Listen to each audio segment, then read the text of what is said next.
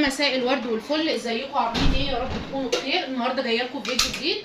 دوسي لايك للفيديو، يلا بينا نسمي الله ونصلي على الرسول ونبتدي ونشوف هنعمل مع بعض ايه. هنعمل مع بعض النهارده عصاج اللحمه المفرومه، هنعمله بطريقه سهله جدا. اول حاجه كده بس دوسي لايك ويلا بينا نشوف هنعمله ازاي. هجيب بصلتين كبار، طبعا هحط الماده الدهنيه اللي انا عايزاها، فانا هحط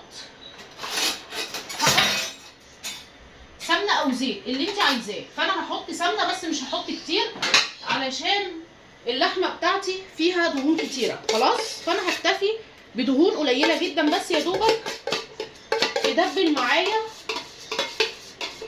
اللحمه اهو كده. وهجيب بصلتين كبار وهبدا ان انا اخرط فيهم كده. عايزه تبشريها زي ما انت عايزه، بس انا شايفه ان انا اخرطها كده تخريط يدوي كده احسن اهو كده. لكن لو انت خايفه ان طعم البصل يظهر معاكي او حاجه فايه تبشريها احسن، لان في ناس ما بتحبش ان البصل يكون ظاهر اهو كده.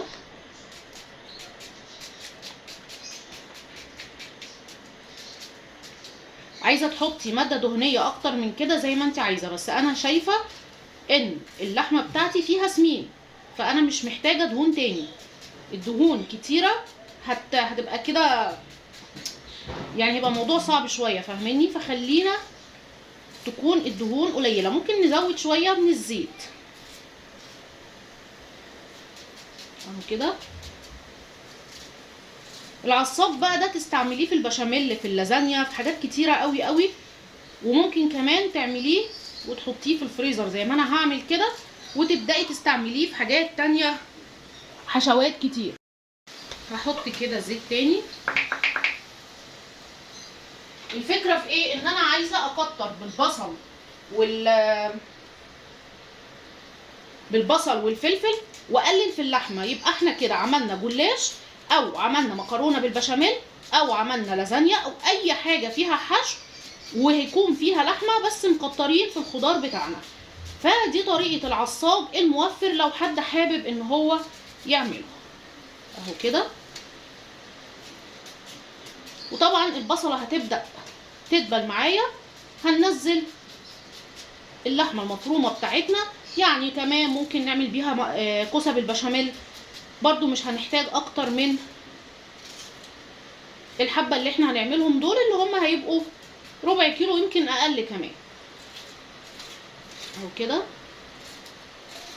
عايزه تبشريها زي ما انت عايزه، الاريح ليكي واللي انت شايفاه احسن.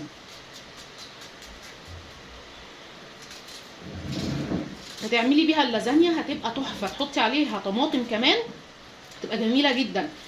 وتعملي بيها سمبوسه، تعملي بيها مكرونه بالبشاميل، تعملي بيها جلاش، تعملي بيها بصوا حاجات كتيره جدا جدا.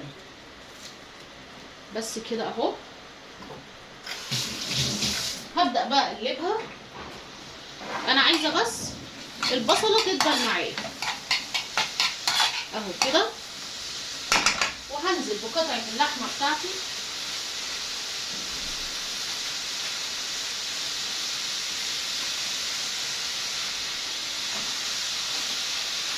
زي ما قلت لكم ربع كيلو مش اكتر من كده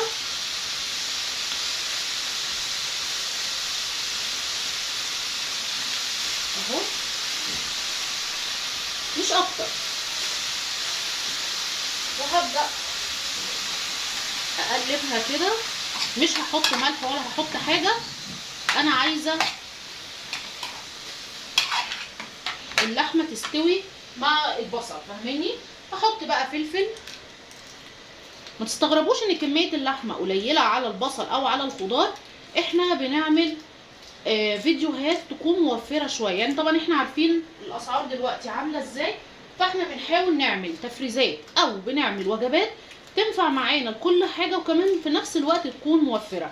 طبعا في رمضان هنبقى عايزين نعمل الجلاش، هنبقى عايزين نعمل سمبوسك، لازانيا، الاكلات اللي هي بيبقى فيها حشوات، فدي من ضمن الحاجات الموفره اكيد. يعني لو انت عامله مكرونه بشاميل وحاطه فيها حشوه، محدش هيفتح يشوف ايه الحشوه، اهم حاجه ان فيها لحمه. وطبعا اللحمه لما هتبدا تستوي هتبدا تدبل مع البصل والفلفل، فمش هيبقوا ظاهرين قوي زي ما انتم متخيلين. هبدا بقى اشوحها كده واعلي عليها النار، وهحط عليها البهارات بقى بتاعتي.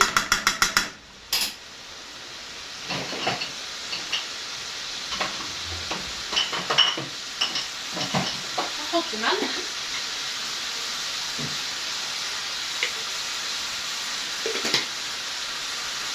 وهحط 7 بهارات، وهحط فلفل اسود بس في الاخر كده.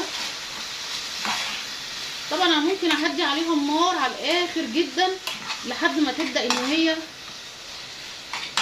تستوي معايا.